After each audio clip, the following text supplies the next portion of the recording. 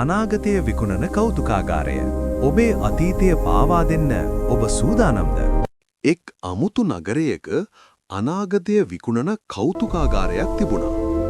එහි ඇති විශේෂත්වය වන්නේ ඕනෑම අයෙකුට Tamanගේ අනාගතයේ එක් සුන්දර දවසක් අදම අත්විඳීමට අවස්ථාව ලැබීමයි.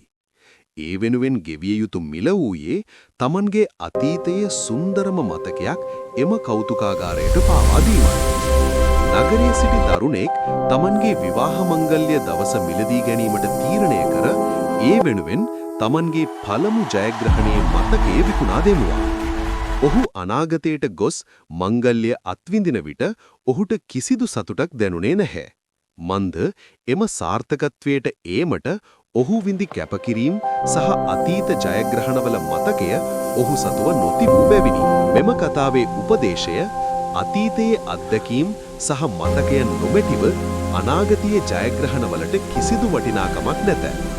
සැබෑ සතුට ඇත්තේ ගමනාන්තය තුල නොව ඔබ පැමිණි ගමන් මඟ තුලයි.